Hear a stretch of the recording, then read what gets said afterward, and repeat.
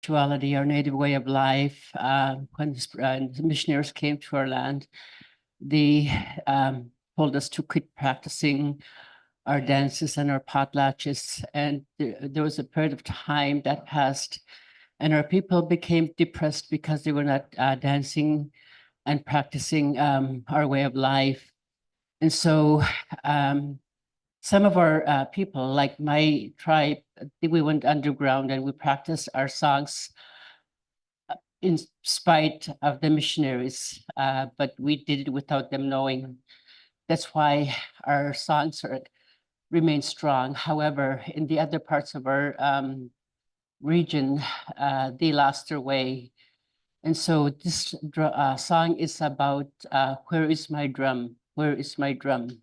This is when in St. Mary's region, they started bringing back the songs.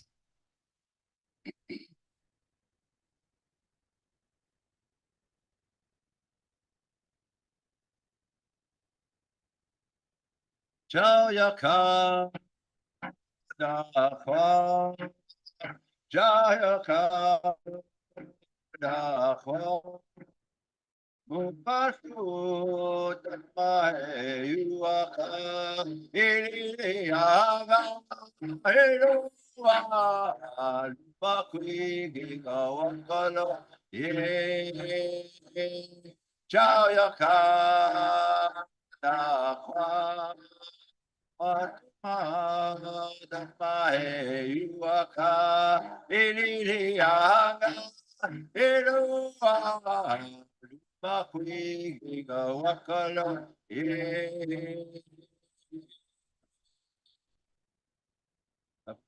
Yuyaka Wanikwa Apartuma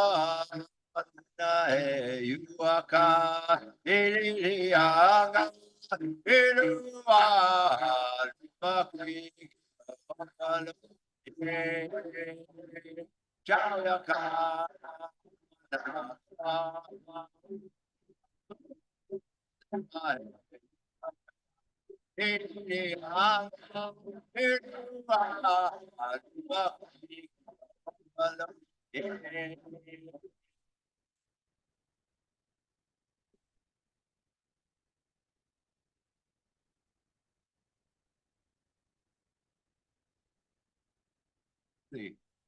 Jayaka Dahwa Jayaka Dahwa Mupasu Dhammae Yuaka Iliyaga Eluwa Bakwi Gigawakalo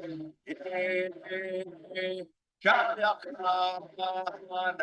Dahwa Mupasu Dhammae Yuaka Iliyaga Eluwa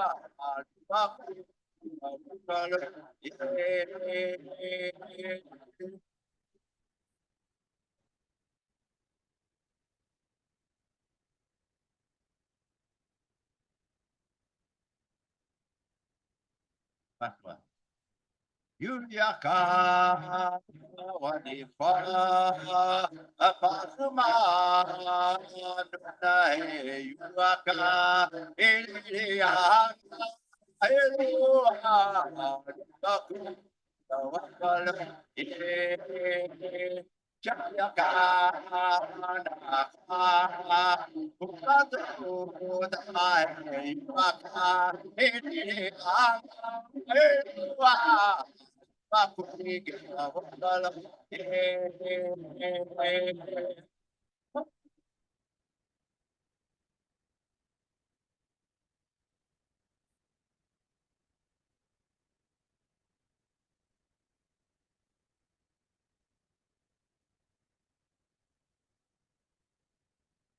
Yakuki Harito Sachifiat Buzdani Chakta Chikasa Yakamasia by adoption, and with Linda and Daniel Chupik.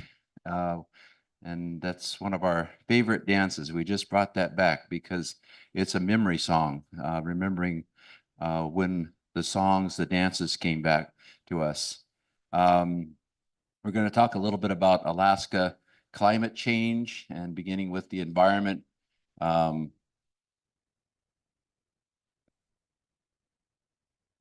We've had in Alaska over the last 60 years, temperature increase of 3 degrees on average. It's increasing 2 to 3 times the rate of the global temperature increases, which we all know about. During wintertime, it's even more dramatic, 6 degrees. And we have increased precipitation over the last couple winters in Anchorage, which is south central area. We've just had such heavy snows, and we're really concerned about the fisheries that we have. We know that there's international trawlers that are just taking in huge amounts of fish and throwing away, so much of the bycatch.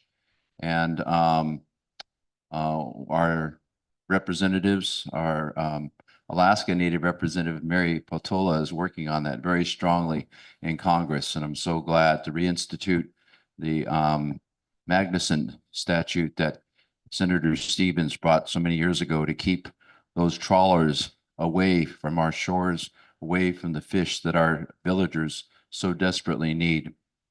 Let's see. Glacier has been receding a great deal. The Matanuska Glacier, about 50 miles north of us, has receded so much, and the floodplain has risen so much that it's really changed so much of that Matanuska Valley. We harvested plants for our healing garden many years ago with Acarita Blumenstein, and that's all gone now. So we've really been blessed with what we have, but we're very concerned about the receding glaciers. In the south, Portage Glacier, this is south of Anchorage. I grew up playing on the ice very close to the glacier. Now you have to go over a mile in by ferry to see the glacier. What we used to see right from the shore and to be able to access from shore on the slivers of ice that had come off or calved off, we now have to travel in. Just to give you kind of a picture of where we are with our environment.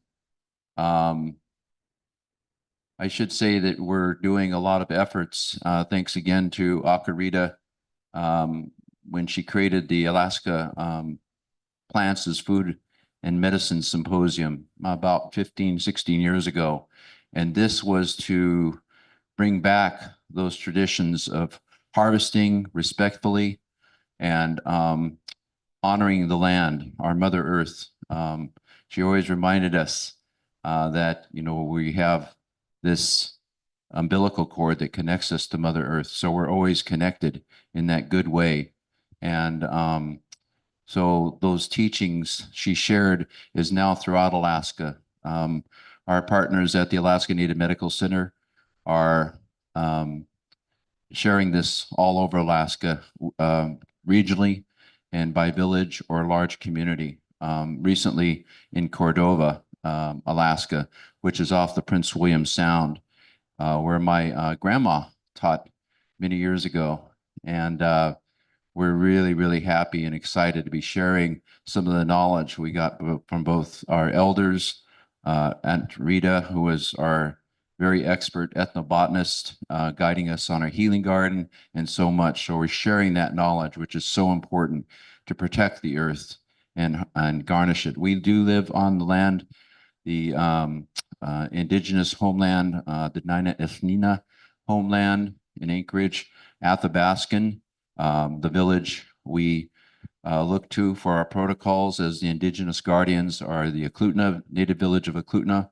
I'm an honorary member. We are, and our family, we've been working with that village for so many years. And about 25 years ago, began working for our domestic violence efforts. We created Alaska Native Women's Sexual Assault Committee to really work on that. And now we have some very strong advocates and leaders. Dr. Charlene Apok Charlene's a friend that's created her own missing murdered Indigenous relatives organization, nonprofit, to work on that. We're also sharing other forms of knowledge where we're at and through our regional partners. Uncle Walter Austin taught us so much about the 9 negations and the disease of the mind. And this fall, we'll be offering some classes on those teachings. I actually was able to get his recordings from the national office in Anchorage and begin, what do you call it, typing it up. He was so profound in the stories that he shared on how to be a human being, how to be a real human being. And I was so glad I was able to travel with him. We were able to travel with him for almost 20 years. And he was part of this World Peace and Prayer Day for so much of that. Linda, you have only 5 minutes.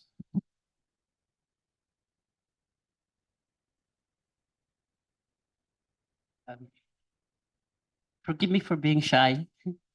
One of the ways that we continue to decolonize, or I continue to decolonize the system, is that, I became a tribal judge a few years ago for my tribe. And what the state does, we do it in our native way, as as all tribes do across the nation. And we take care of our own people. With our Kisunak tribe, our tribal court is finally up and running now. And so we're starting to take care of the people that are involved with our tribe. I don't have a lot to say. My husband said it a lot already. Dagwam bitsak redamchi and forgive me for speaking in front of the elders. I'm an elder in training. But we've been with World Peace and Prayer Day for about 24 years now, 24. And it just, I'm not sure how it happened, but Paul and I somehow connected back then. And we've been together, we've been involved with WPPD since then, which is, one of the things that we just, do and love doing. So, We got involved a little bit late in the fall of 96. We had just visited our dance group at the time, had performed with Kevin Locke and a whole bunch of other incredible Native artists at the Indian Summer Festival in Milwaukee, Wisconsin. And we'd heard about Miracle, and we were trying to get over there for 2 years, 96 and 97. But 96 on that Sunday, they had a interfaith service, all by natives. Douglas Spotted Eagle playing the flute, and it was just beautiful. And Linda turned to me and said, I want to bring this to Alaska. And that's where we first heard of World Peace and Prayer Day ceremony. And that fall, I think that October, we had a gathering in honor of her father, Joseph Iagrek Sr., who had traveled all over the world with his Chupik dance group, Dankwik Theater. And so we have been involved in a while. We're a little late, a little slow, but we also brought Arvol up in early 2000, I think. And then in 2006, I'm getting direction. Okay, I was off camera. If you didn't see me, it's me. I'm the voice in the wind. I'm looking out here this way. Okay, good to see you all. I didn't mean to ignore you. Pardon me, trying to be respectful. Wow, okay. Let's see. So we're really proud and honored. In 2006, Native Village of Eklutna had our World Peace and Prayer Day. The clan mothers there agreed, and they were very excited about having that. Well, I think we also had wiping the tears ceremony with Sandy Whitehawk, correct? At that time. So we've always been honored and really glad to be a part of this, and whatever we can do to continue this. It's so critically important for our Mother Earth, for our people, all First Nations, Indigenous nations everywhere. So Yako Ki, thank you so much. Tapisa Lachiki. We'll see you again.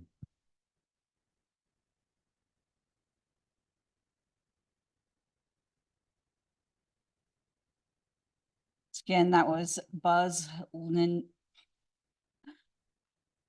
Yep, Buzz Daney. Sorry, I'm like tongue-tied. Yep. Our next speaker comes from the Walker River Paiute of Northern Nevada. His name is Josh Deeney. He's here to speak with us about the prayer ride and protecting Hehe Mu'a. Right? Pihi Mu'a.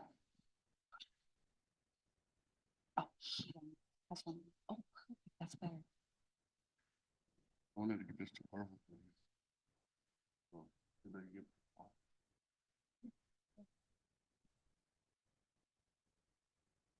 Paula, if you got a moment, can you come up?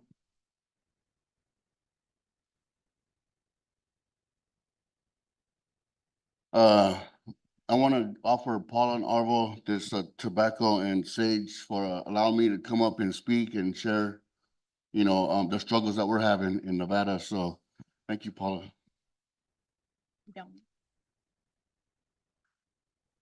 A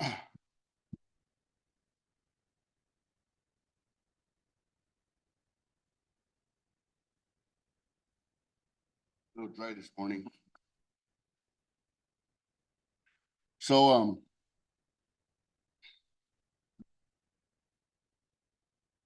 my name is Josh. I come from the Walker River Paiute tribe, Northern Nevada. Our town's called Schurz. We, our people come from, the ghost dance. You know, we're known for the ghost dance, and Wovoka is our prophet.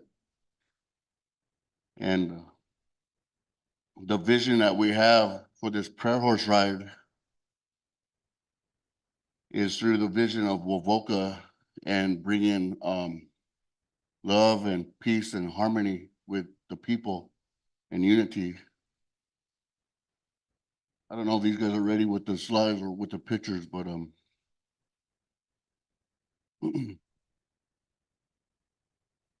so we started this prayer horse ride about 3 years ago in honor of my brother Myron Dewey, Digital Smoke Signals founder, film producer, Paiute Shoshone reporter, and he talked about these issues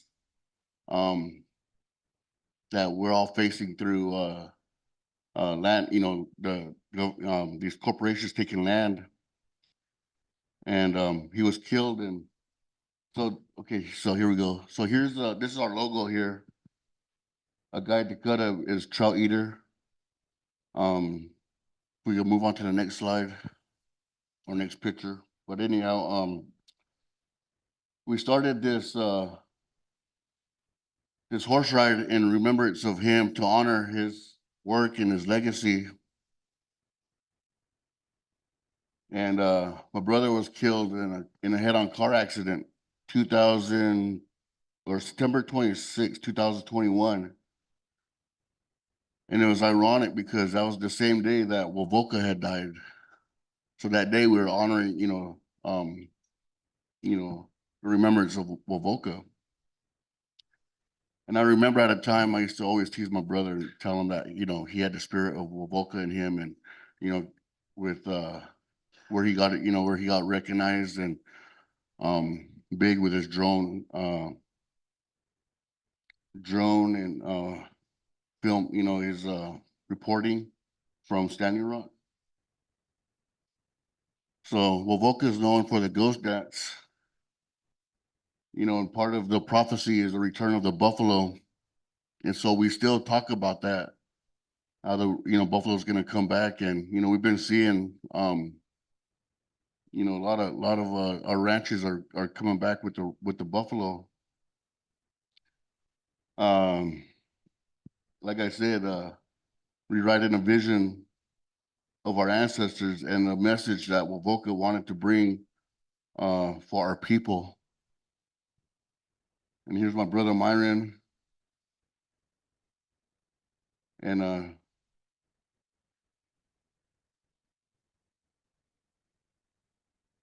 we never got justice for my brother. We don't know. We don't, there'll never be justice. This guy that killed my brother got 30 days in jail and $1,000 fine. So as long as I could breathe and I'm still here, I'm gonna share my brother. I'm gonna tell his story. And so this is how I'm telling my story through the prayer horse ride. This year, Arvol came down and helped us pray into the ride with our ghost dance pipe. These are some of the ladies that are on the watch. Here, we're looking over the old camp where the people were massacred. 50 people were killed at Pahima by the cavalry, September 12th, 1865.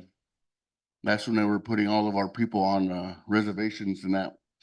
This here is called Centennial Rock, and that's where they used to go for vision quest, and that's one of their medicine rocks.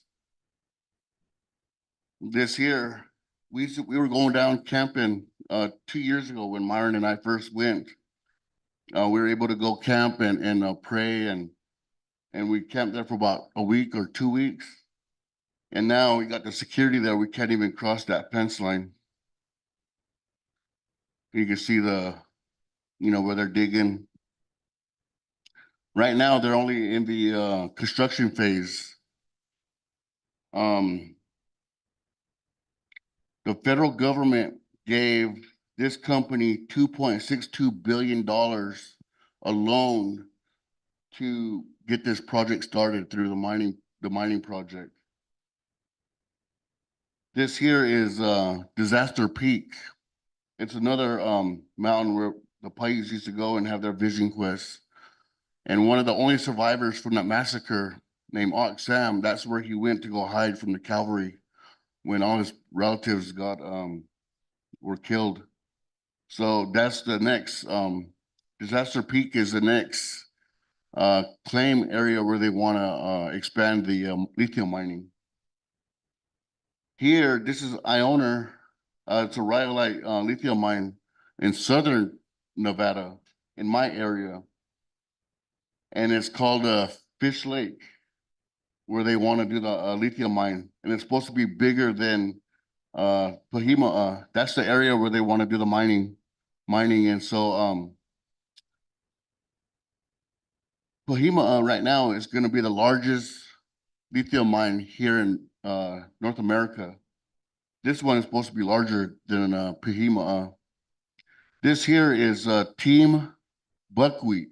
It's only grown in Fish Lake. So that's one of the plants we're trying to protect. Fish Lake, there was a man that was named after that area. His name was Fish Lake Joe. And they say that he is one of the first people to dance with Wovoka for the ghost dance. So they got them buried together over there in Shures, where we're from. This is our Facebook page and our Instagram. So we're doing a call out. We have petitions that we need signed. We need to sign these petitions to protect these lands. They passed a bill through legislative. Now they're going through the House, and this bill is the Regulatory Clarity Mining Act, which is fast tracking these companies to give them the public lands, cultural lands, federal lands to explore for minerals and, you know, these different things for green energy. Excuse me. Green energy is right now, we're being weaponized by green energy. You know, they have a Tesla, the Tesla warehouse where they build the Tesla batteries. And so with the Biden administration bill that they passed for green energy, that's given them the rights to come and mine lithium, cobalt, copper. And so we're asking for you guys, for the people to go into this Facebook page, look for the petitions and sign. Help us stop these companies from coming in and destroying our land. We don't have no water. We're in a drought. You know, we're trying to protect our lands, our places where we go and pray and you know, hunt. And so also Owyhee Canyons, that's a border of Nevada and Idaho. They got Bannock, Shoshone, and Paiute, and they're trying to make that land or that area a monument. So our relatives up in that area, they are they have a petition to make that a monument. And I got stickers in the back there. Caldera Mine, Owyhee Canyons.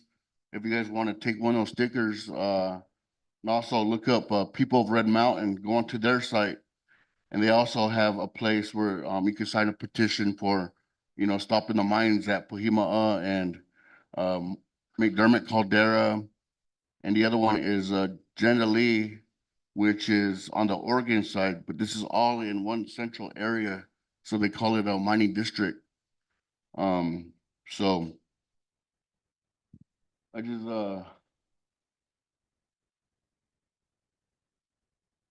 I guess I'll go back to the horse ride. You know, that's the reason why we do the horse ride as well. You know, not just honoring my brother Myron, but to bring awareness and to bring the communities back together. We stopped in 6 communities, and we share with them the information, what's going on, getting people to stand up, to wake up, and to stand, you know, stand with us in this fight. And so a lot of what I'm doing is what I've learned from my brother Myron. So I'm trying to continue that work that Myron and I would talk about. And you know, last time I talked to him, he said we have a lot of work, and I know exactly what he's talking about now. You know, so here I am, and I'm asking for your support, and you stand with our Paiute people.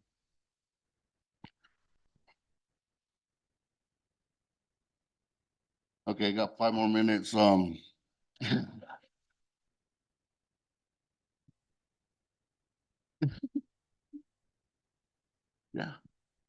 You know what? I do have a song in mind.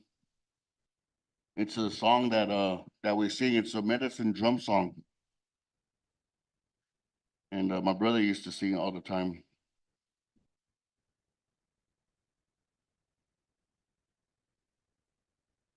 We to who we to we to who we to we to who we to we to who we to we to who we to we to who we to We to we to we to who we to we to who we to we to who we to we to who we to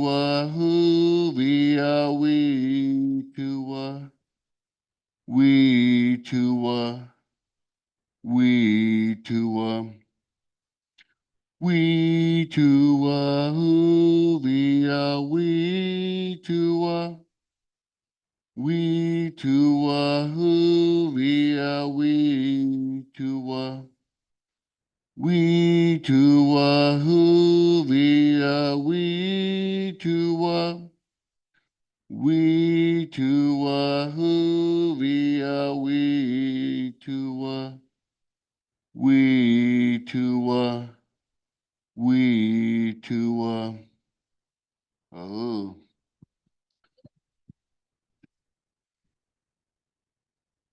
Thank you, Josh, for your presentation and all the work that you do. Yes, I have someone here that has an announcement, and we'll make it real quick. Here you go. Matakiapi, we chak pikasapa, imachab, kuichashosh by Te Sahe Okolakichi, one of the headsmen here of these buffaloes. You know, when we come to these spaces, and this comes for all the men in here, men that come into these spaces, this is a place of safe space here. You know, when we come here, we must live in those Wolokota values, and those values with these relatives here on the ground should never be disrespected. And they must be treated in every which way, just like our women and our children. So when you come into these spaces and we actually hear any incidences, it's our roles as headsmen here is to sit there and address those issues. We had an incident yesterday. We don't want our women relatives to feel unsafe in these places. So this is me to get up, to stand up, to address the issue. So any men in here, and any of you males, like I've said before, I challenge you to sit there. If you got the deal to sit there and treat your woman relatives that way, why don't you come try to do that to me? Because the one thing I'm going to sit there and say to you is I don't like that. When you come here and disrespect these buffalo heads that are laying here, these relatives are here to help protect. They help uplift us relatives that are here. So I'm sharing that with you because this is a safe space. And I want our women relatives to feel safe, especially with all of us men in here, to fulfill our roles. And I make sure that we're protecting them in every which way. And we must watch what we say. It's not right to sit there and say things that hurt women's feelings. I don't like that. You know, it's just like anything else. You can't take that back once you say those words. And you make gestures towards anyone that really hurts them. And we don't want to trigger any of our women relatives. They've been through enough. So I want to share that much with my relatives. And when we're in here in these spaces, come to them in these value systems that you come from, but being a good relative and respecting everyone. You know, if everybody, there's a space bubble, don't cross them. Don't ever go cross them unless you're actually invited to. Oh, that's your tool.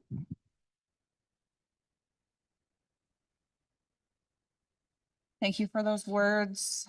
Our next presenter comes all the way from California. Her name is Lindsay Renner.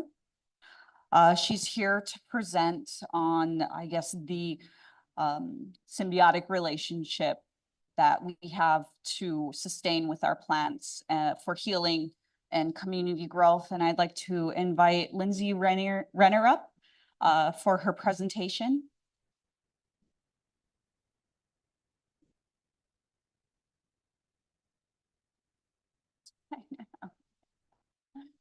Hello, thank you for having me. My name is Lindsay. I'm an enrolled member of the Round Valley Indian Tribes out of California, so Northern California.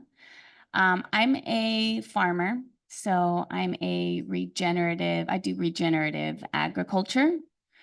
And I have been doing regenerative agriculture for 17 years now in Northern California. I have a pretty interesting story. I was adopted and I was kind of kept away from my biological family, who is Wailaki from Round Valley. And I ended up on this piece of property in a pretty remote area in Northern California, a very rural area. And I was there for 3 years. And then I found my biological father and my grandparents. And they said, you know, we know where you are. We've been following you. And I had been, you know, doing regenerative agriculture for 3 years at this time, you know, really connecting with the land. But I didn't realize, I guess, the importance of the land that I had actually ended up on.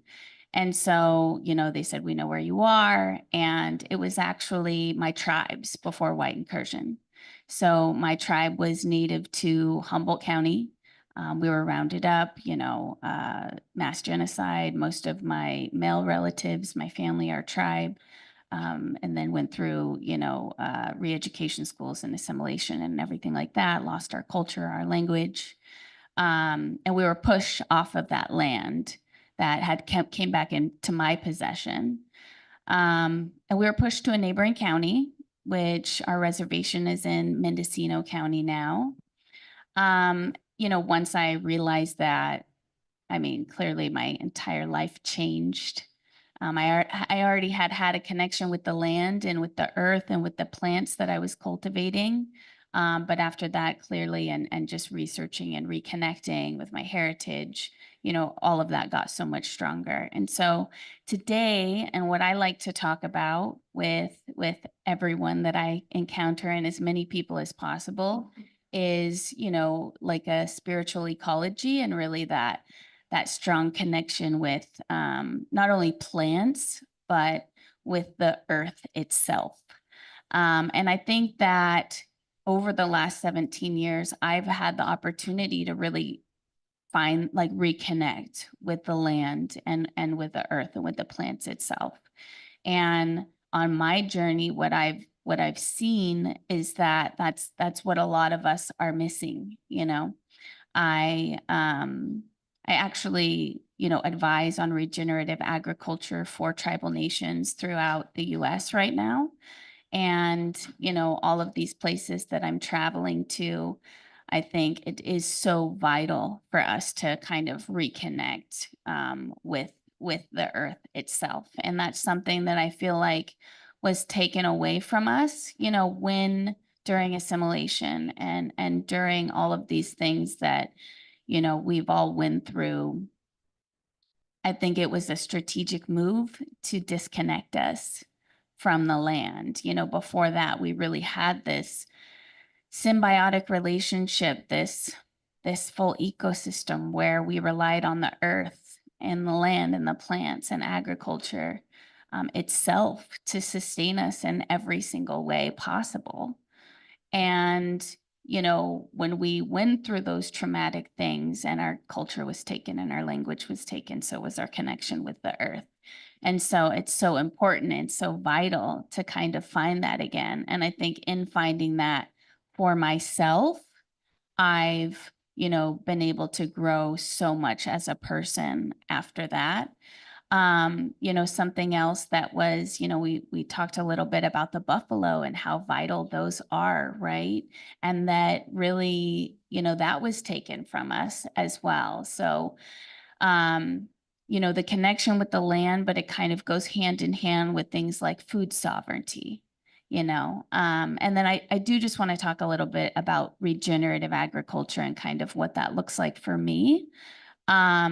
And really regenerative agriculture is kind of like this closed loop, full circle cycle where you're working with nature instead of against it. You know, on my farm, so I'll actually take plants. So I have like an acre of blackberries that grow naturally there. And so what I'll do is I'll take those blackberries and say a vegetative state, and the plants actually have indigenous microorganisms on them. And so you take that, you put them in a 5-gallon bucket, very easy process.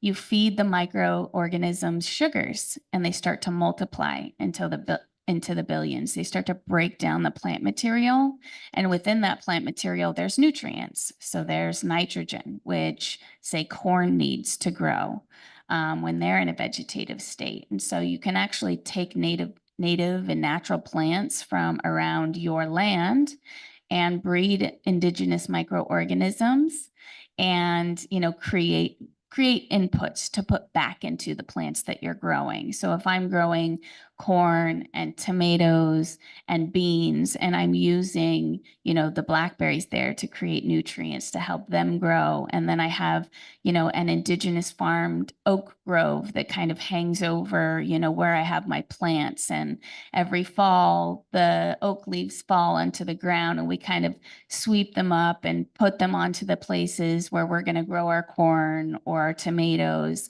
And over the winter, they start to decompose and create, you know, an organic material. You know, that whole process of supporting that natural ecosystem, trying to keep that ecosystem as, you know, intact and pristine as possible so that it's all working together, creates really this living environment. So soil ends up, you know, being living, right? So you're breeding indigenous microorganisms, you're working with nature, that's getting back into the soil, and that in turn helps the crops that you're creating and that you're trying to grow. Doing that entire process, you know, it's been great because, for one, I produce food. But more than that, it's the relationship between me and the plants, the songbirds. We have about 100 different songbirds that visit the crops, and you know, the mother songbirds will pick the insects off and, you know, take them back and feed them to their babies.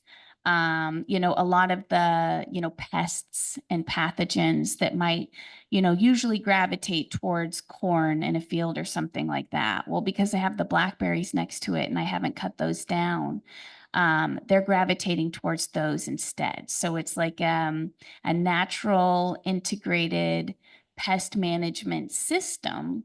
And then as the steward, you know, you're getting to interact with that entire ecosystem. And that's how we used to live. You know, that's the only way we lived before things changed.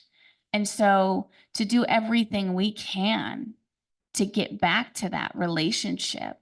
And, you know, you'll hear many people today, I'm sure, talk about the things that are going on with our earth, which is a living being, you know, with a spirit, you know, and climate change and all of these kind of things. And just the way that the world is, the fast pace, capitalism and all of this kind of stuff that has put our earth itself in danger. You know, us getting back to that relationship with the earth, us getting back to, you know, how we did things, how it worked for thousands of years for us, is so needed right now in the world at this time. And so I encourage everyone, and even if it's one plant, you know, tomatoes are really easy to grow if you have a back patio. You know, it doesn't have to be acres of corn or anything like that. I just always encourage everyone to, even if it's on a very small level, grow plants, grow a plant. And, you know, yeah, try to reconnect with the earth as much as possible, and, you know, do what we can to bring back that way of life that worked for us for so many years. So thank you.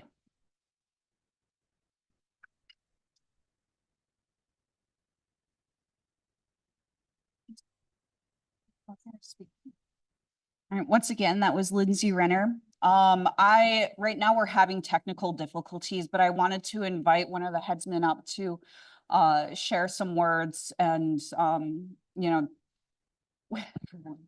yeah, on protecting ceremony and our women. And what he shared earlier was really important. So I really want him to just knock it right into us. Like, you know, we need to protect our women and our children here. And, you know, it's all of our responsibility to keep our community safe. And I just really want him to expand more on that, on how that's part of the spiritual practice of being an Akichita. And so here we go. Matakiapi. Like I said, I'm Louis Grasshope. I'm from Lower Brule. When we come into these spaces, we've sat around the last few days and we've heard some our women relatives speak on the many colonizing a lot of the acts that have happened to our women. And they have been calling on us men for so long that when we come into these spaces, they need to feel free. They need to be protected. But that's this space.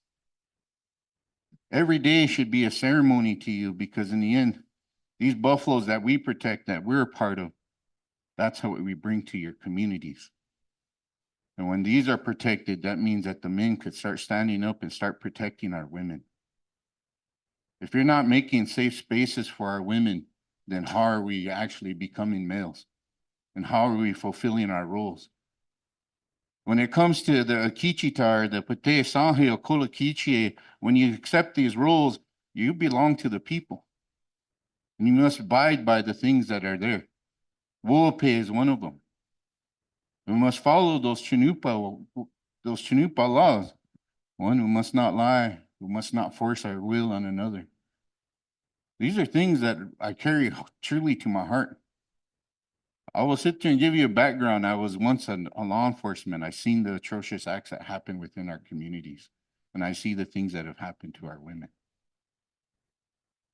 But I sit there and say that when I challenge the men in this room to start becoming more of the protectors of how are we changing our way of thinking and changing our ways back to becoming those old Zulia, those old Yakichita warriors back in the day, to sit there and be true protectors and providers for our people. So that when we're in these ceremonial spots, these places, Wope exists. And it's not us that come and sit there and tell people that what these laws are. The women came and they told their stories and they gave you their Wope.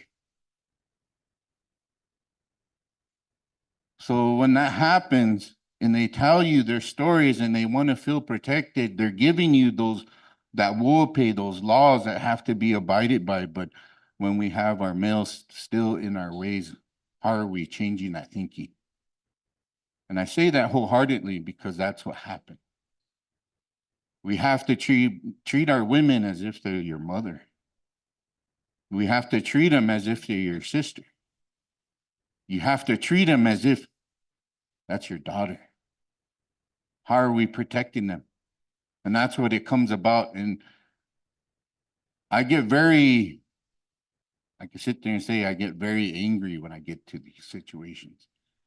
Because it's really something I carry to really sit there and try to be a good protector. But not just of the women, but of all. If we're going to sit here and start talking about ceremonies, we walk on the ceremonial grounds every day, no matter where you are. You wake up, you touch the ground, that's your ceremony. But how are you protecting that? And how are you protecting the women? How are you protecting those children that run around in there?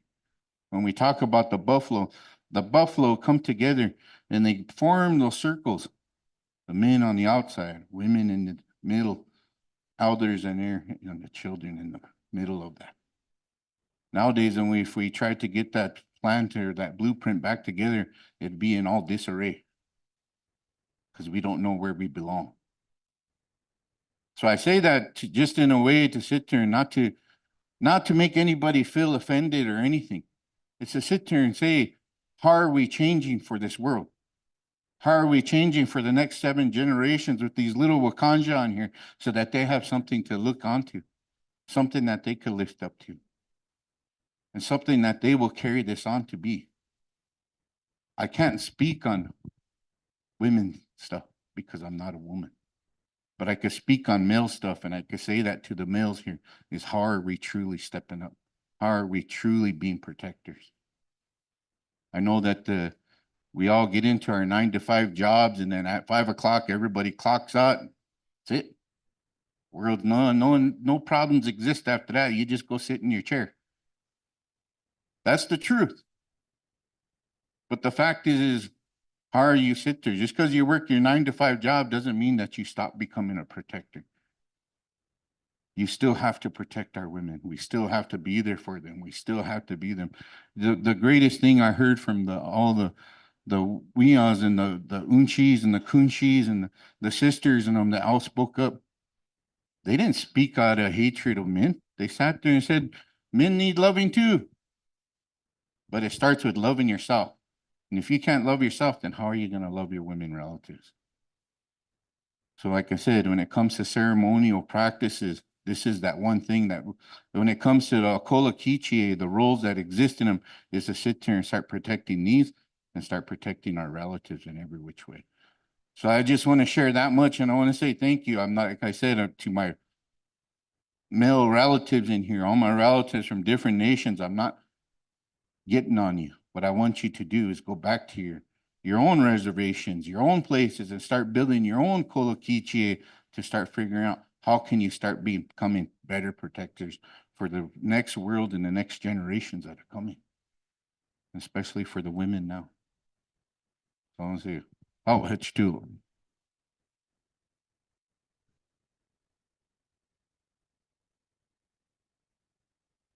Thank you. The next speaker we're going to have come up is Art Garcia. He's one of our harmony keepers who's been here with us this whole gathering. So thank you so much.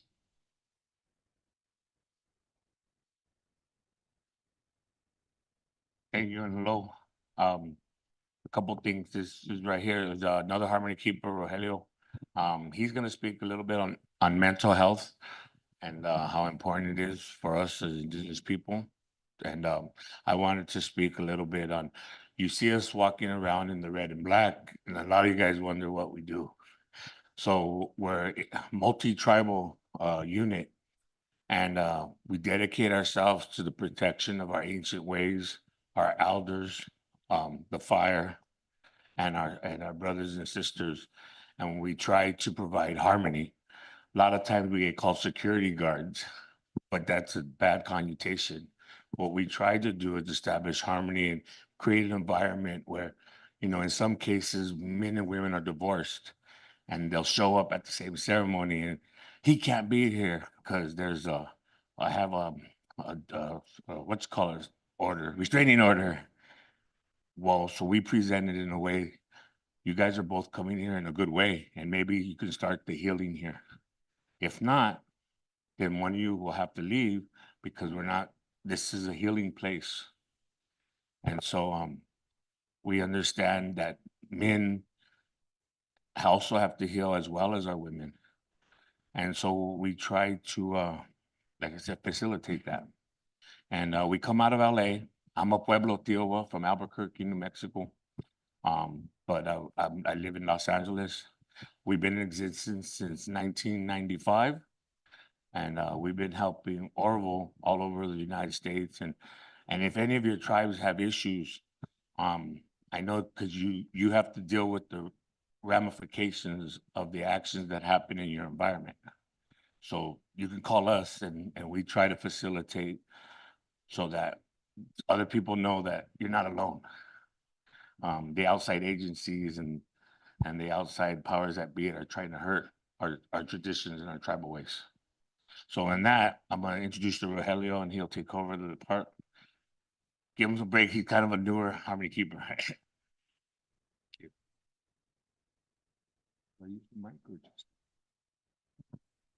Okay. Welcome. And in my language, I come from Mexico. My name is Rogelio Jaime Tavares Serrano, a la orden para servir. At some time, I thought that was my complete name. It means I'm here to serve community. And I'm originally from el Distrito Federal, Mexico City, Colonia Tacuba. I am the son of Catalina Serrano, an indigenous woman from Pachuca Hidalgo. She's Henanu Otomi. And I'm the son of Bonifacio Tavares from Jalostotizlan, Jalisco, who came to this country as a bracero, as a worker. He came here to work, and he did that. He completed his mission, and he worked excessively. So that's part of the process, I think, that we go through as immigrants.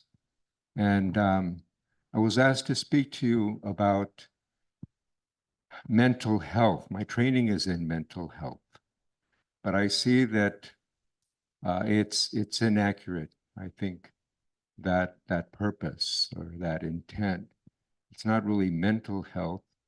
We're seeking out in our communities spiritual health, which is a different concept altogether. My training is in reducing levels of anxiety or depression. We call them symptoms. And so I'm trained to help people to reduce their symptoms without really looking at the causes of those symptoms. As people of color, as indigenous people, as immigrants, we have a lot of energy that we bring, energy that has created difficulties perhaps in sleeping. Some of us have difficulty sleeping. Some of us have eating patterns that have been disrupted. Some of us have the spirit of sadness, tristeza, that comes to visit us. Some of us have the spirit of fear or anxiety. We have these terms, but to talk about depression and anxiety is rather unnerving. It makes us feel uncomfortable. But if you talk about the spirit of tristeza, sadness, the spirit of restlessness or fear, I think when you're asked about the visits that you've had recently, I think we've all been visited by sadness at some point, all of us. And it's not unusual that we've even gone to the extent of thinking about, well, today if I don't wake up, it's not going to be such a bad thing. I think we've all gone through those feelings, but who do we share those things with? Who do we talk to? And it's not because we're ashamed. It's not really, people say that it's stigma, that it's something that it's not talked about in our communities, but we do talk about them. It's not the stigma, it's how we've been received when we've reached out to try to tell somebody about our tristeza, our sadness, and we haven't been listened to, or we've been disregarded, or we haven't been taken seriously. I think that's why we don't talk about those things, because we have very few people that will listen to us, listen with our heart, listen deeply.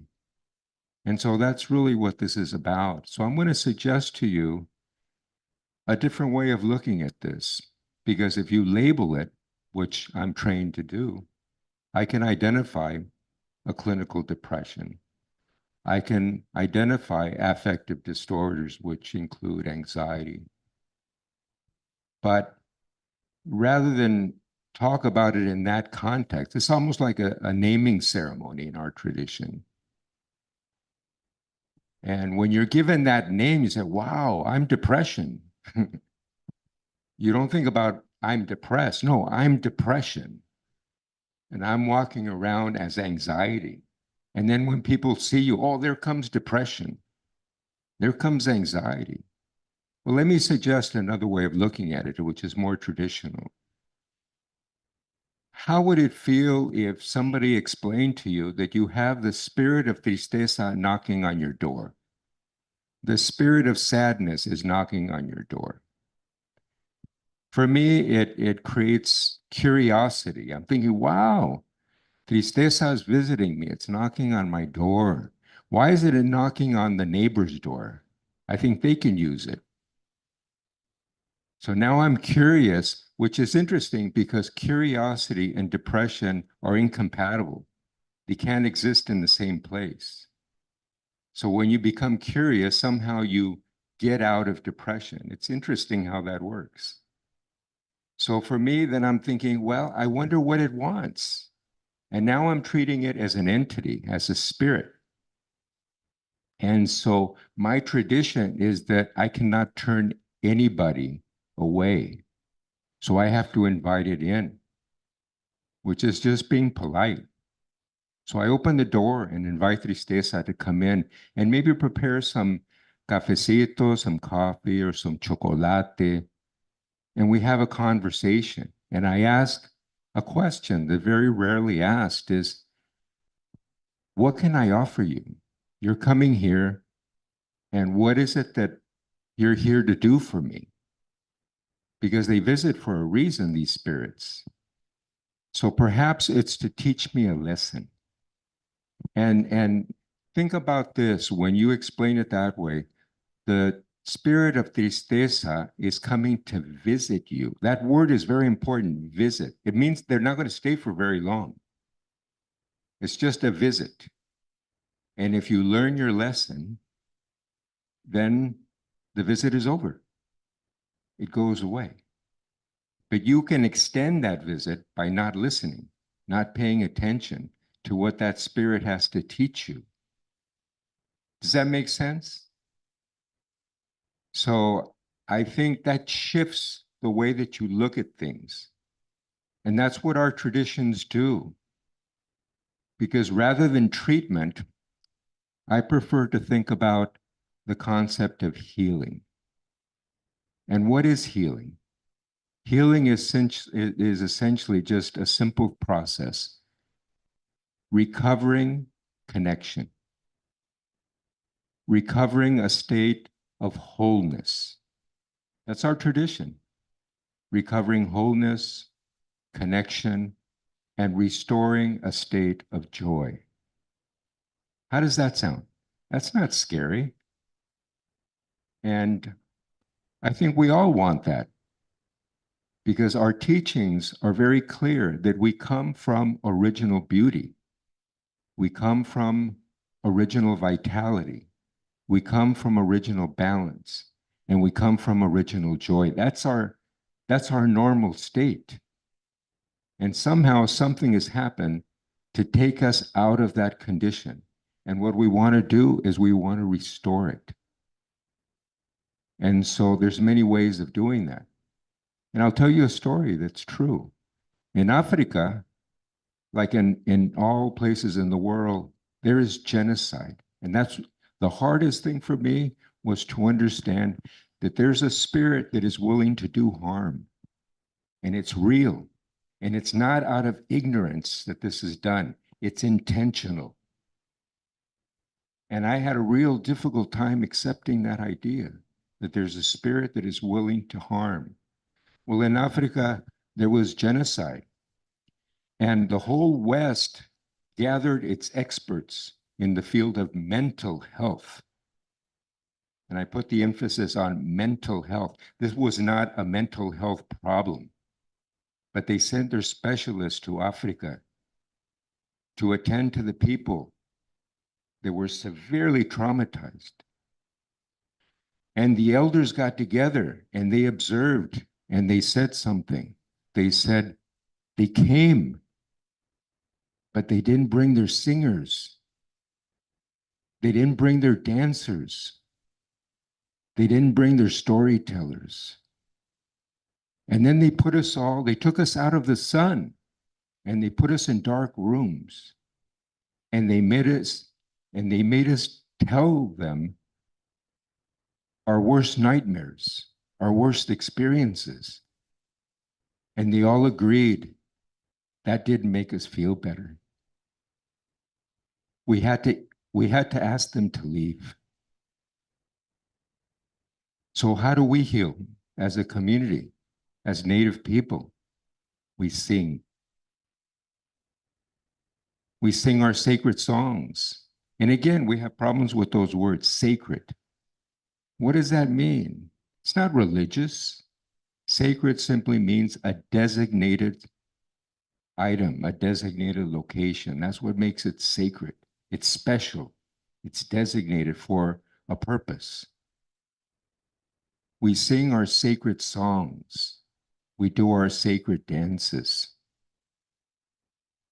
We listen to our sacred stories. That's healing. That's what puts us in a state of joy. That is our baseline. So as the brother was saying about ceremony, what is ceremony? Ceremony is simply an activity that strengthens connection. As long as you're connected, you're going to be in a state of balance. It's when you get disconnected. And that's what we're being told. We're disconnected. We're all separate. That's one illusion. A brother yesterday talked about alchemism. It's kind of like magic. And so I think that we've had to deal with alchemy.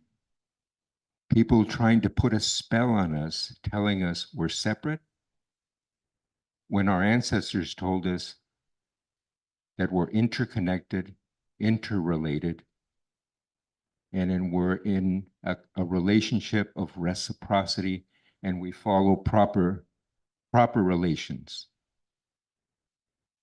That's our teaching. That's our tradition. That's how we attain spiritual health, not mental health. I gave that up.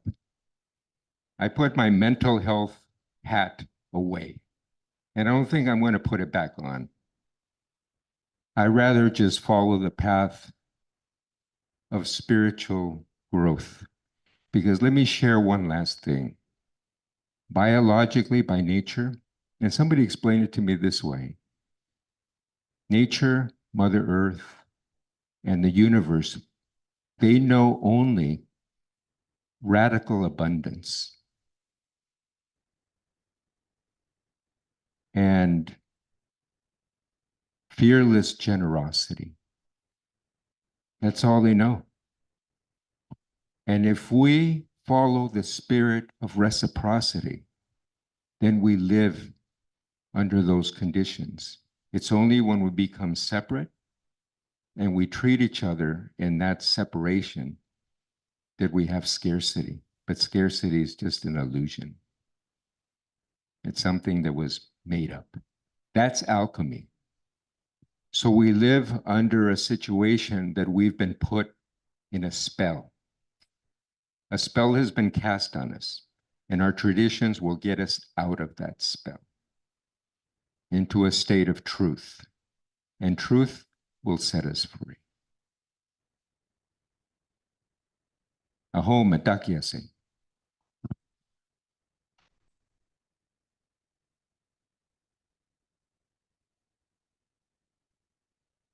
Thank you. Our next speaker comes from the Lenape Nation. His name is Steve Newcomb. You heard him speak yesterday, and I'm inviting him up to expand more on what our previous speaker was talking about. So I'd like to present Steve Newcomb.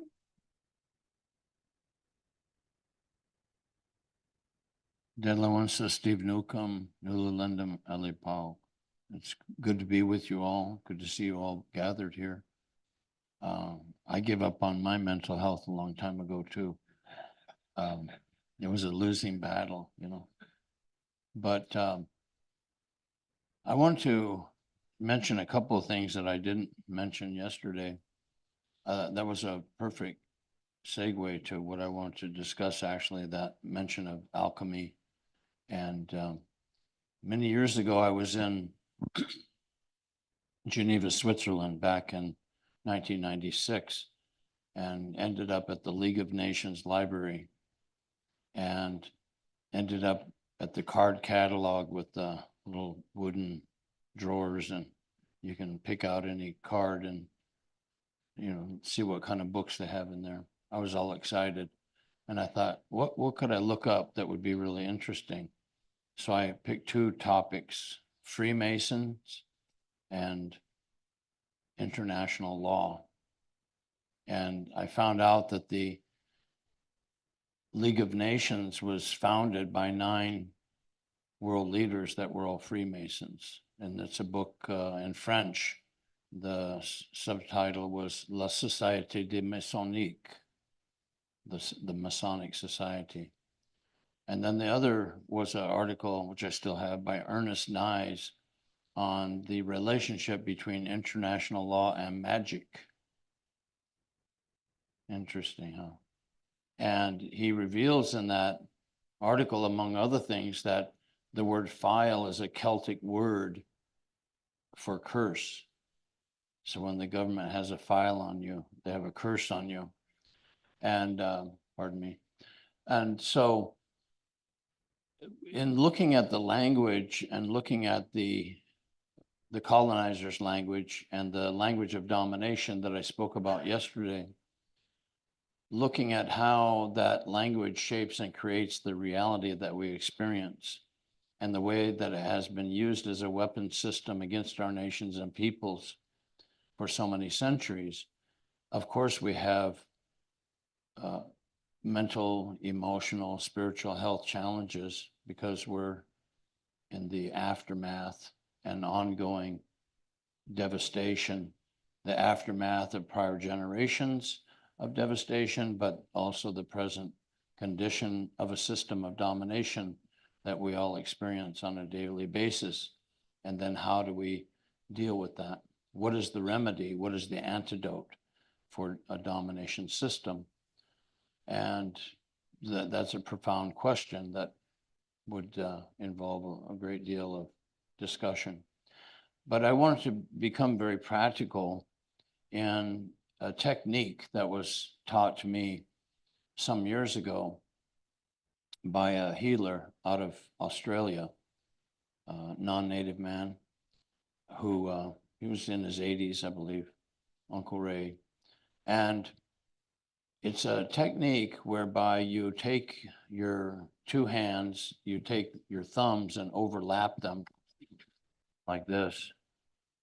And you put the thumbs on the crown chakra and you splay your fingers out like this over the forehead. And you hold that over someone's head for 3 minutes. And it's amazing what can happen within that 3 minutes, because there are 9. It's best if someone does it for you, but there's a way to do it for yourself as well. But it's amazing what kind of transformation can occur within those 3 minutes. My wife Paige and I were on a ferry boat going to Alaska from Bellingham, Washington. We're going all the way up to Anchorage. We're going to drive across the Alcan Highway. And she had hurt her knee and she was going up and down those very steep steps on the ferry boat. So this elderly man that she met said he could help doctor her leg. And so she said, that'd be good. And we went to a private area where he could do that. And then he mentioned that he had a technique to help someone stop drinking. And I had been wanting to stop drinking for quite a long time. And I thought, well, maybe I ought to mention that to him. And then I thought, yeah, but if I do, I won't be able to drink. And then I thought, oh God, that's an alcoholic thought process. So anyway, so he did that 3-minute technique on me. And we went up to Alaska. And I think I had 1 beer up there or something. But then I had no time to do anything like that. We were very, very busy.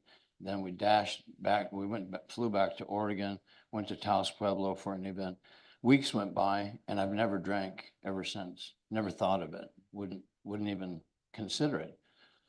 So it's a very powerful technique that I have used on a few people, but I realized recently in doing that for a friend, what an amazing benefit it is. And it's part of a larger system called Touch for Health. And you can order that book online, Touch for Health. It's the meridians within the body and turning those meridians on, because trauma and different types of traumatic events can turn the energy lines and meridians off in your body. And it's crucial that we make sure that they're operating correctly and, in a good way. And so I wanted to share that with you. And then also I wanted to mention something that I forgot to mention yesterday. I did mention my wife Paige, and she's been just such an amazing support for me and for our work over 40 years. We've been together 41 years, 41 to life, as I say. But we like to joke around about that. But she's just an extraordinary person, and I want to acknowledge her at this time, and I often do that. And I also wanted to acknowledge my daughter, Shauna Blue Star Newcomb, because Shauna has assisted with this work, and she's taken this work on with regard to the domination system and what she calls the reverence code. And she teaches courses on that. She does very powerful work. She's a healer in her own right. And so I neglected to mention her work and mention what she does yesterday. And I wanted to make sure that I acknowledged her today. I think that how I started out by talking about the language system of magic and the way in which the methodology of the Vatican papal documents is laid out very clearly. And if we spend time looking at each and every one of the words mentioned in the 1452 papal bull Dum Diversas as one example, think about these words for a moment: invade, capture, vanquish, subdue, reduce to perpetual slavery, take away all their possessions and property. Our brothers and sisters from, our brother and sister, the family from Alaska, that mentioned, they sang their song, beautiful song, and I believe I heard it said that it was talking about where's my drum. And there was mention of the missionaries having come in and destroyed a lot of the sacred items that the people had that they used for maintaining their spiritual way of life. And that's a war, you know, that's warfare waged against people when traditions and things that maintain mental and physical and emotional and spiritual health are destroyed by people who come in with a holier than thou attitude and assert a claim of a right of domination against the people who are already living there. That is something that's horrific, actually. And so think of how all of those words that I just mentioned operate on all those levels of all aspects of our being, and the way we have been taken apart at the seams, and the intentional effort to kill or destroy our languages, which I call linguicide, the genocide committed against a language, and the effort to destroy that language that's been existing for thousands and thousands and thousands of years, and the accumulated knowledge and wisdom embedded and encoded in that language that assist us to maintain our spiritual ways of life. And I am so appreciative of traditional elders and spiritual people that maintain these ways and have maintained these ways with a good way, and have assisted those of us who didn't grow up in those traditions because our families were very much cut off from that, you know, quite a long time ago, that they've been able to assist us to benefit from those teachings and to understand that when you take our original instructions and you distill them down into a concise statement, basically that original instruction comes down to live your life in a manner that's beneficial to ourselves, to one another, and to all living things. And that is that Wo Lakota or Wo Dakota way of life, that spiritual way of life. And so I wanted to share those few things with you and say that we are in a very profound struggle. And part of that struggle, I have a dear friend, haven't talked to him in quite a few years, but Ed Littlecrow. And years ago when Bill Clinton was using that slogan, "It's the economy, stupid," maybe you recall that, Ed Littlecrow would say, "It's English, stupid," because the English language is a problematic language in terms of what it does to create a reality of dissension and disagreement and strife and anger and hatred and so forth and so on.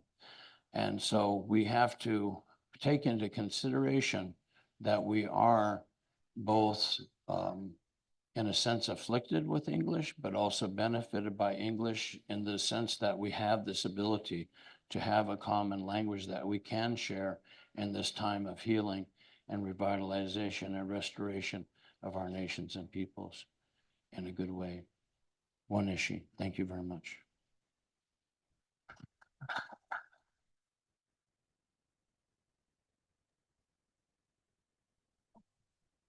I wanted to mention one last thing real quick. We just, my friend Virgil Kilstraight, his nephew, Bryant High Horse, and George McAuliffe, his nephew, they are the co-directors of a wonderful new movie called Oyate Woyaka, The People Speak. And it aired on PBS in South Dakota in March, and it's going to be released this fall more widely, perhaps in a national release. Oyate Woyaka. And it's a movie about the elders and their effort to make sure that the Lakota language continues and is maintained. And so I want to mention that. Thank you. Be on the lookout for that. And originalfreenations.com is our website. Thank you.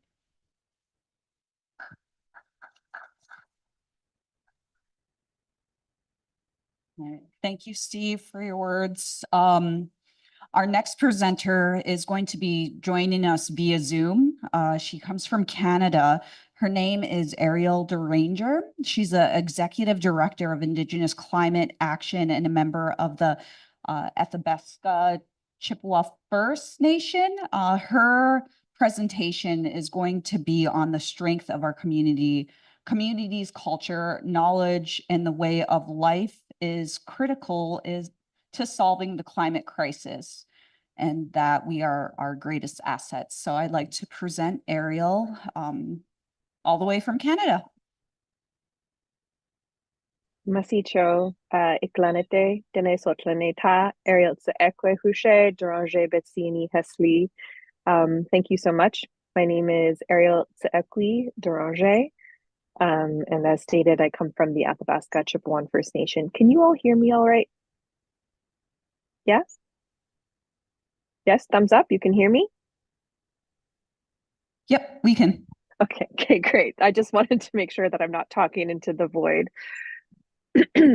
So I'm Dene or Dene Sotlene, and my community comes from Arctic Zone A. So my community exists just below the Arctic Circle, like literally 60 kilometers. I don't speak American, so I apologize. I don't know what that means in miles, but we are very close to the Arctic Circle. And my name, Ariel Tsaekwi, means Thunder Woman in my language. And I was given that name at birth. And my deceased uncle Pat Deranger, he once sat down with me to talk to me about my name. And he said to me, your name was given to you because you embody the spirit of the thunder beings. And when we think about thunder and lightning as two separate things, lightning is the action that we can see right there, but the thunder can roll across the land and bring notice to other people about what is happening somewhere else. It also is a significance of change. And at that time, I was working with my community to be the spokesperson for challenging the expansion of the largest industrial project on planet Earth, the Alberta tar sands. And I remember weeping when he was telling me this story, because I remember thinking to myself, that is so much responsibility to be basically the sound of the lightning, to carry forward the actions of my community across the lands for other people to hear. And he also reminded me of my family's traditional last name. So our last name is Deranger, but that was given to us by the missionaries that came and colonized our territories. in the 1600s. But our original family name was Deskelne, which means river keeper. And our people, the Athabasca Chippewan First Nation, are also known as the Kaitale Dene Sotlene, which is our traditional name. But again, the colonizers renamed us Athabasca Chippewan First Nation because they were working with the Cree, and the Cree, they asked the Cree who we were, and they said we were the Chippewayan people. And Chippewayan in Cree, well, sort of that's a bastardization of the word in Cree, means pointy skins because of the clothes that we wore. Our clothes were pointed at the bottoms and we had pointed hoods. And so that isn't even really our name, but our name is Kaitale Dene Sotlene. And Kaitale means people of the willow. And it's a reference to the Athabasca Delta system where we come from. So I was essentially a representative of my community to take the messages of our community and our strife, but also the strengths that we had in challenging the expansion of the Alberta tar sands beyond, to explain to people that we were the Kaitale Dene Sotlene, people of the land, that we were there to protect Denendeh, the people of our lands and territories that we had been occupying since time immemorial. And when you break down the word Dene, who we are, where we come from, and we are related to the Dene, so we have a whole story around the Dene and the Dene. There are arguments about who came first, but we are the same people. Our languages are the same. We come from the same cultures. And one of the language keepers in my community said the word Dene means to flow from the land. De means to flow, and Ne means from the earth. And we are intrinsically connected to the natural world. We are one and the same. I am the willow, and the willow is me. These lands and territories where I come from are what nurtured and nourished me as a child. We lived and occupied on our traditional territory when our lands and territories were at risk for uranium mining in the 1970s. And I remember learning how to listen to the land as a child, speaking and talking to my dad and asking him a million questions as we were walking on the land, looking for medicines or setting out traps. And he would always say, shh, listen. And I remember learning how to listen to the wind, how to listen to the water and the rivers and the streams and the forests, how to listen to the medicines we picked and the animals that we tracked, hunted, fished, and harvested. And it was through these stories of our ancestors that I learned so much. I learned more than what I could learn through an educational institution. But over the years, as I was participating within this movement to protect my own lands and territories, I started realizing that my community's plight was one of thousands across the globe. Indigenous peoples were working together for fighting and combating the industrialization of our lands and territories all over the planet. And for many Indigenous peoples, when we started participating in these climate movements, it was clear that for us, climate change wasn't about calculating GHG emissions in the atmosphere, but it was about restoring our relationships with the land. I've been doing this work for about 20 years, and countless times when I sit down and I talk with elders in my community, in neighboring communities, and communities across so-called Canada, across Turtle Island, and across the world, we talk about climate change as something that began at first contact. And the onset of colonization is what brought the changes and the disruptions to our lands and territories. It wasn't just a destruction and diminishing and separation of who we are as Dene people from the lands and territories, but it was a demolishing of our way of life. It was a devaluing and a decentering of that relationship with the lands and territories that has become key to answering the solutions to finding ways to combat the climate crisis. And I think about these times on the lands and territories as a child, and I think about the stories of creation, stories of how to listen to the wind, to the land, to the snow crunching underneath my feet, to pay attention to those minute details that we have all as a society, been told are not valuable. And I think about these stories as we try to find ways to combat the crisis. And when we think about the climate crisis, I just want to say from the speakers that spoke before me, I think it's really important to understand that when we talk about the changing weather patterns and the climate crisis that we are all experiencing, for our people, it often runs much deeper, and it delves into that psychological and mental health crisis for us. I don't know how many times I've spoken with people in my community, and when they talk about the water tables declining, when they talk about the caribou and the moose disappearing, when they talk about the waterfowl no longer coming to feed our community, it doesn't just mean that we are losing our species and our food sources. It means we are losing part of our culture. And it creates a super deep psychosomatic impact on our communities. There was a time in the early 2010s where our community was dealing with an epidemic of suicide because we weren't just losing our languages and our culture, we were losing who we were. The chief of my nation, Chief Alan Adam, once said, if they completely destroy the Peace Athabasca Delta where we come from, which is one of the last intact inland freshwater deltas in the world, we are the Kaitale Dene Sotlane, the people of the willow. Who will we be if there is no more willow? And so I looked to my own story and I saw this reflected in the broader movement of almost every Indigenous community that was fighting for the protection of their lands and territories, that they were doing it not just because they cared about the environment as something different, but they did it because they were intrinsically trying to protect who they were as Indigenous peoples. We cannot just work to stabilize greenhouse gas emissions and treat the crisis as one that is degraded to a mathematical equation to be solved with spreadsheets to talk about how much carbon needs to be reduced in order for us to stabilize the crisis. When we approach it from this angle, we risk replicating the same systems of harm and oppression that have contributed to the crisis to begin with.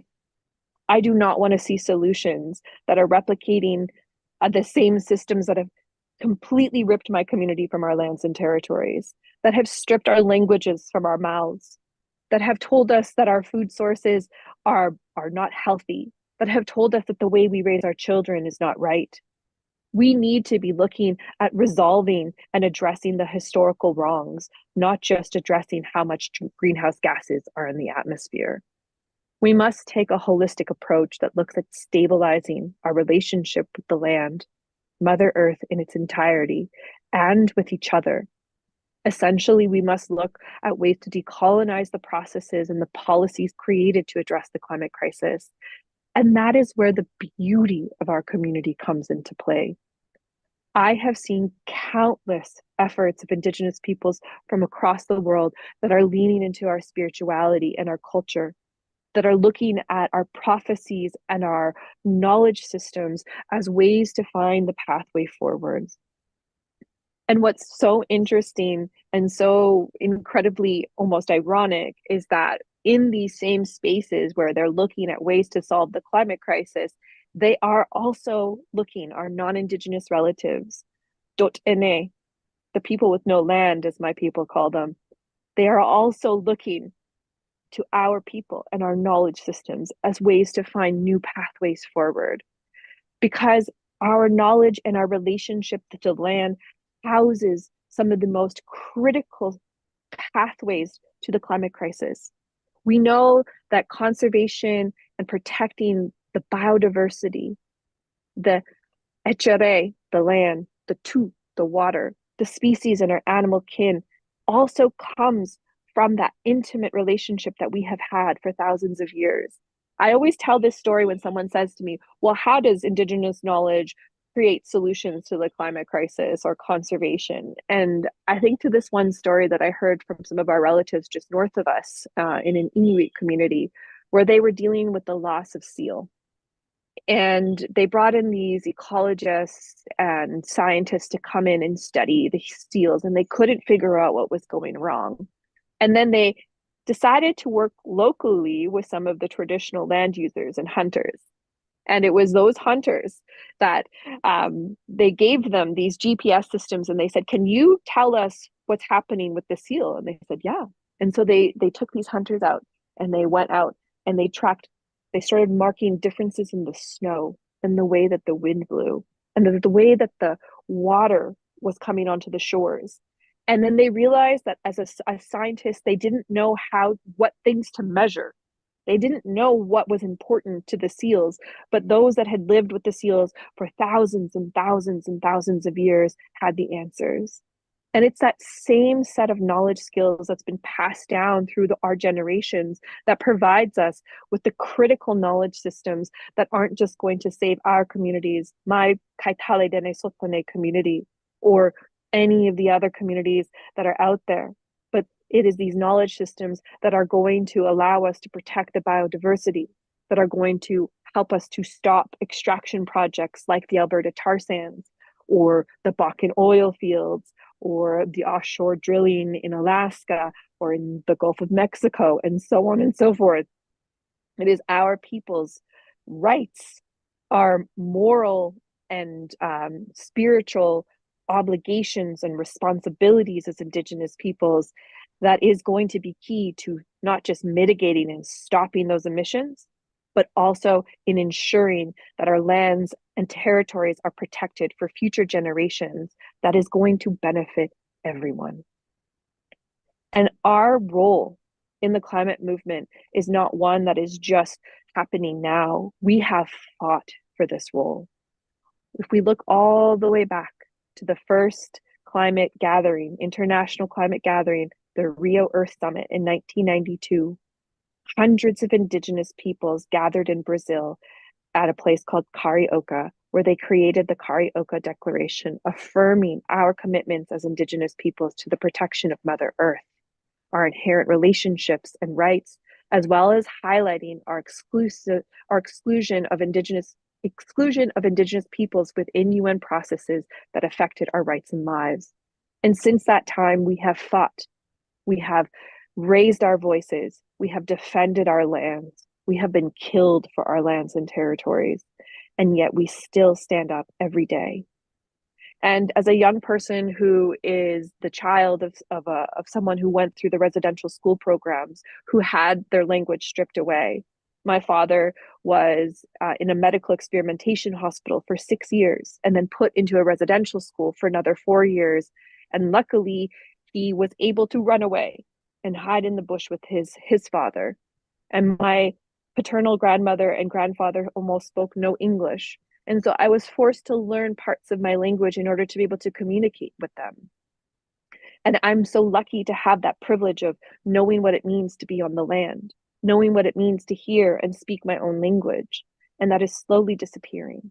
And so as we work to combat the climate crisis, it is about righting our relationships with ourselves. It's about restoring our languages, which tell key stories of our lands, that tell us about our prophecies, that tell us about who we are as Indigenous peoples, and provide those critical pathways for not just restoring our own relationships in our communities, but sharing those knowledges broadly. And that is so incredibly powerful for us. We have so much knowledge to share, and we absolutely must continue to fight for our communities. And when I think about this desire to move forward, to push for our people to have that recognition of the beauty of our culture, the beauty of our spirituality, the beauty of our ceremonies and who we are as Indigenous peoples, I think about this next generation coming forward. And I think about what it was like for me as a child growing up. There were times where I was ashamed of being Indigenous because it wasn't powerful. It wasn't a point of pride to be Indigenous because we were looked down upon. And how my parents and the generation before that, and how I have fought for that. And what I see in my own children now is that my daughter just graduated from university this week. And she graduated with an education degree with distinction, with a minor in Indigenous studies. And she is proud to be a Dene woman. My son is proud to be a Dene man, where they speak to these things on a daily basis. And that is because of all of those that have held the knowledge to push forward and drive for this. Our children are sharing their skills, and love of their culture, of their language, of their land. And this is part of the solutions to the climate crisis, this is the restoration of our relationships with who we are. And I also need to understand that our culture should not be the thing that saves the salvation for those that have destroyed the lands and territories. It should be part of the solutions, and we should not be held responsible for cleaning up the messes that they created. But we absolutely must be advocating for our space and our voices within these solutions frameworks, because for our communities, this is about life or death. This is about whether or not the Peace Athabasca or the Kaitali continues to exist. This is about our future for our communities. And so when we talk about the climate crisis and we talk about the solutions frameworks for our communities across the globe, this isn't just about whether or not we have jobs or whether or not we have an economy we can rely on, or whether or not there's going to be a tornado or a flood. This is about the continuation of who we are as Indigenous peoples, as Dene Sotlene, as Dene people. And so we have to understand that this is about life or death for us. Every year in my region, the Peace Athabasca watershed continues to decline. The species continue to shift and change, and many of them are disappearing. And this is a critical problem for my community and the countless other communities that are experiencing the same.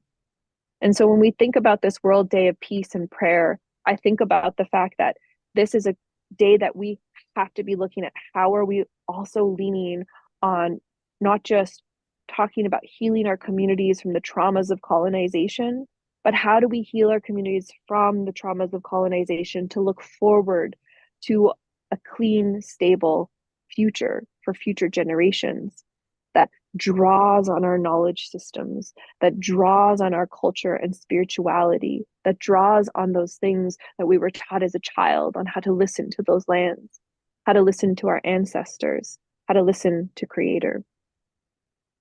And so I really want to end this with this idea that our people have the answers. Our people are so powerful. And I've heard these stories from here, from the east to the west, to the north, to the south of Turtle Island. And I have heard these stories from the Philippines, from China, from Taiwan, from Japan, from Nairobi, from India, from Pakistan, Bangladesh, Australia, the Pacific. Our people have the power and the knowledge and the relationships of the land to solve this crisis, to move us out. And it comes from that relationship that we have. There was once a prophecy that I heard when I was doing work in Alaska. And we were out in Alaska at the Global Indigenous People Summit on Climate Change in 2009. And an elder, an Inupiaq elder, said, there was once a time where we had to survive the last ice age.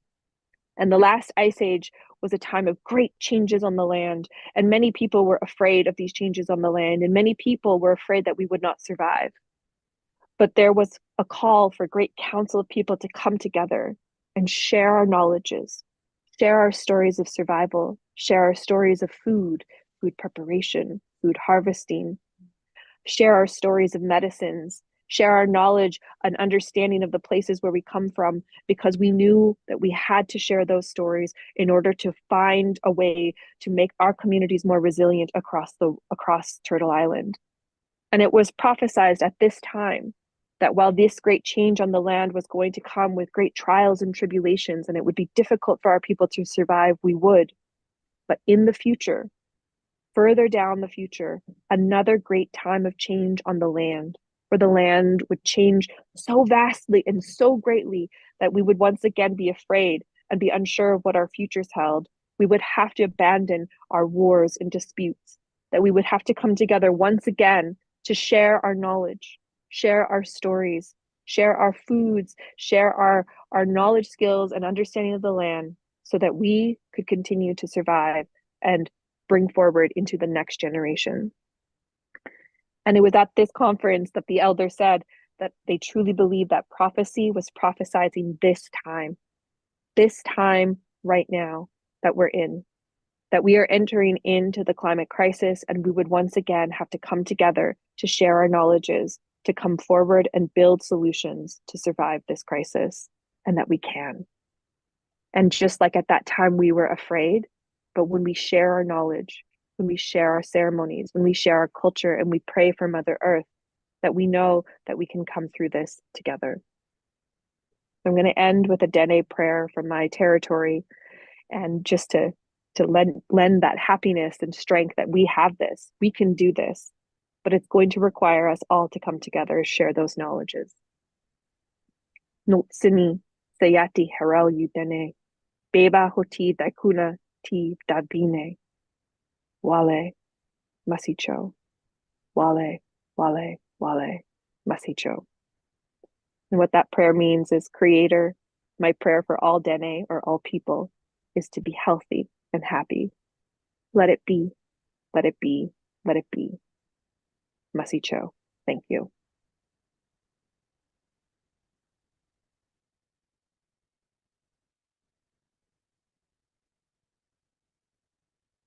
Thank you, Ariel, for joining us.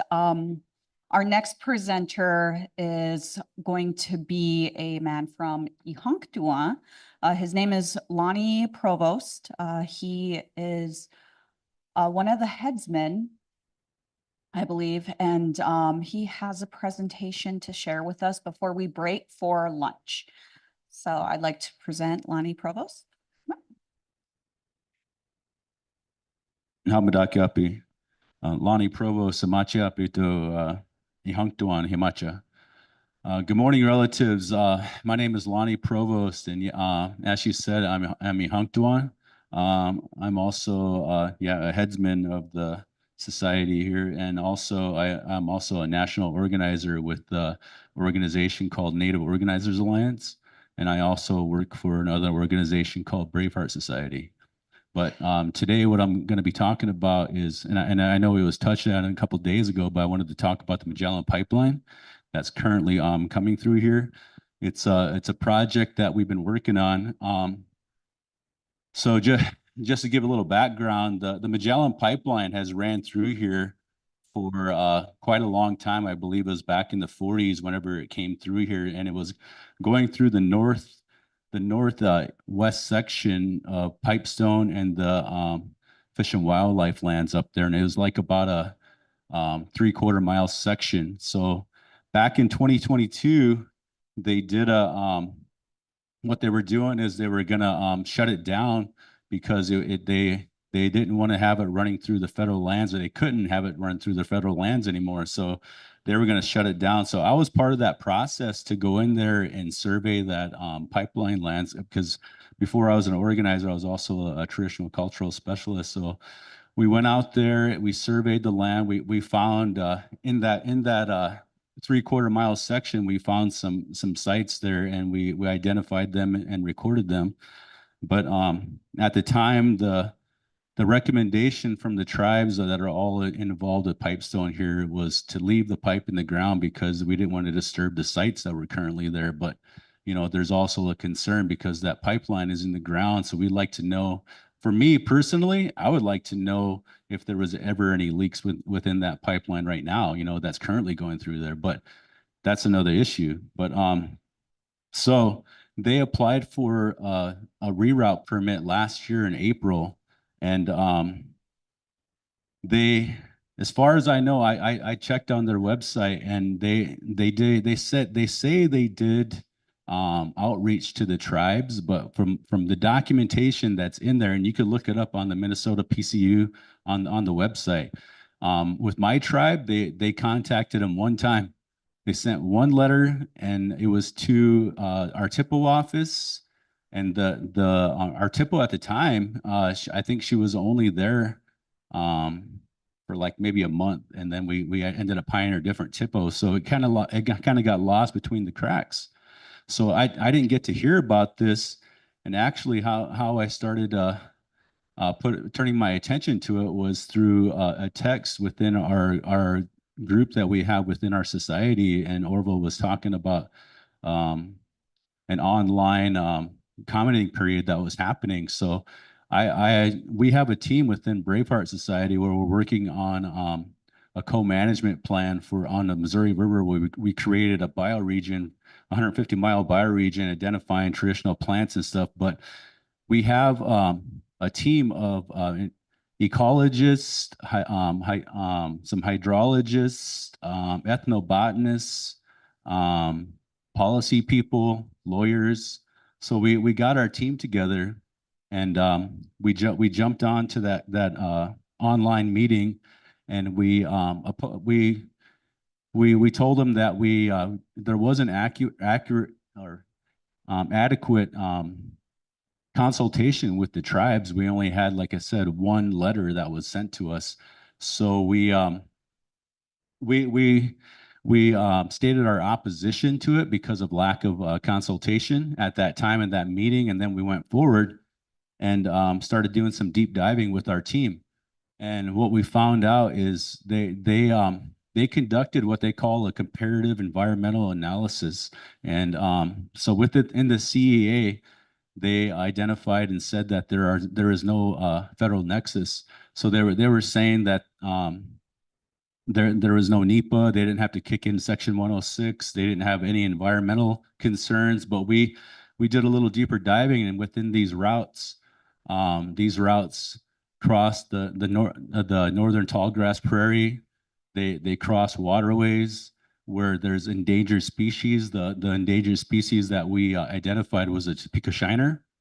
And so we said that they're within our response, because we sent a response in, and we identified all these things that they were lacking. They said that we told them that there's the waterways, the northern tallgrass prairie and the Topeka shiner. It also crosses roadways too as well. But there not only that, but there's our relatives, our ancestors that are out there in these areas too as well. Because as you know, our people, my people in particular, you know, this is part of our traditional treaty territory over here, and as you know, this is where all our people come to get, you know, quarry the red pipestone to make our chanupas, and that's our connection to Creator. But we so there's also the concern of the lack of surveys that's happened. You know, their preferred routes on this project here they have is a Route 2. So that's the one it's kind of close. It goes kind of up north and over here by the cemetery that's over there. So it goes by their cemetery, and there's also we know that there's it's close to like the boarding school that used to be here too as well. So we know that there's a possibility of unmarked graves too that are out there. But like I said, our relatives have been here for millennia. So we know that there's you know, there are a lot of graves here and sites here that we need to protect. And not only that, this is a sacred site to us, where this is where, like I said, where we come to quarry the pipestone for our chanupa.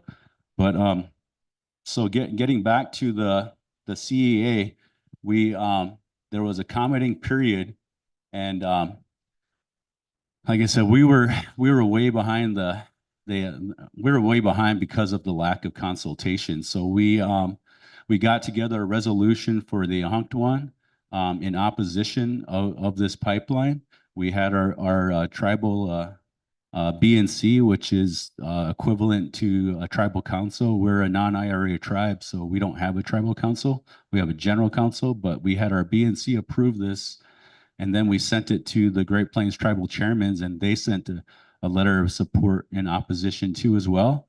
Lower Brule sent a resolution in opposition. Flandreau Sioux tribe sent a letter of opposition, and there was numerous other tribes that sent resolutions of opposition. But they had, during that commenting period, we had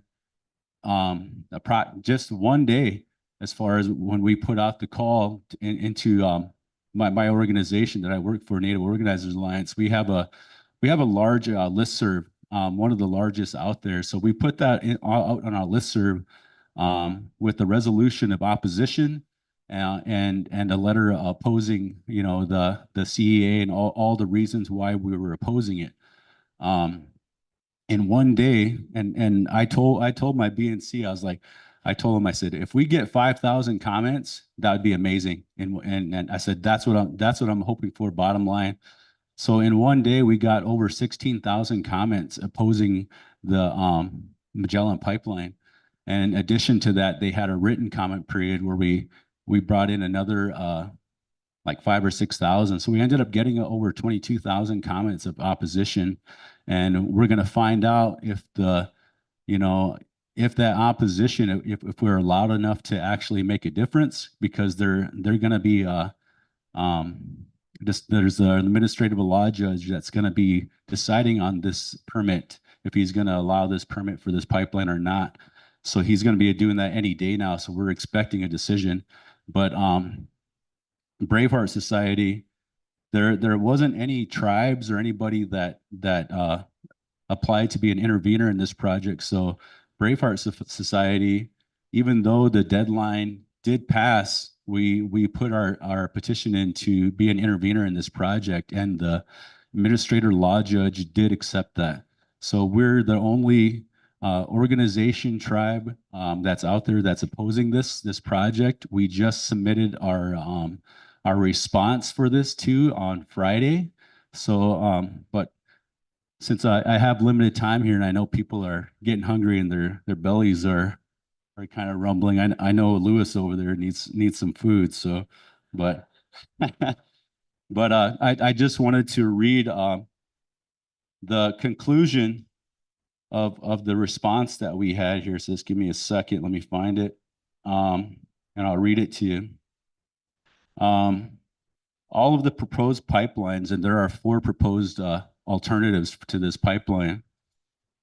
All the proposed routes for the Pipestone reroute project are within the ancestral territory of the Hunktuan and numerous other tribal nations. All of the proposed routes are in close proximity to the Pipestone Monument and the Pipestone Sacred Site, an area that is protected for the use of the Hunktuan by the supreme law of the land that has been and continues to be frequented by citizens of at least 23 tribal nations for ceremonial purposes. Of the proposed routes, all of the proposed routes will harm the environment, natural resources relied upon indigenous people for spiritual, cultural, and subsistence needs, and all will likely harm burials and cultural resources of great significance to indigenous people. For the foregoing reasons, Braveheart Society respectfully requests the PUC deny Magellan's request for the route permit for the proposed pipeline reroute project. Any other decision by the PUC will endanger vital cultural, natural, and historical resources, as well as cultural, spiritual, and subsistence practices of indigenous people, and would deprive the Hunktuan of the right guaranteed them by the treaty in defiance of the supreme law of the land.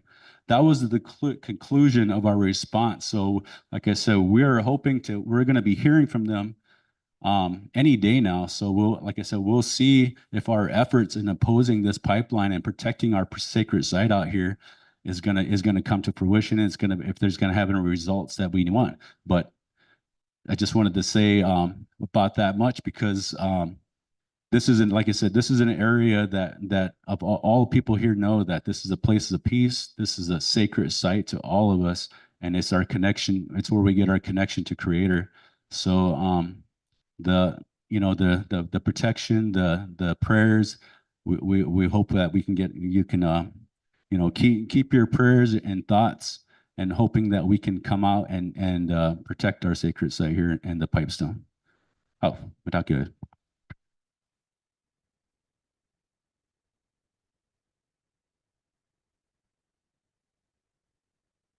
Thank you, Lenny.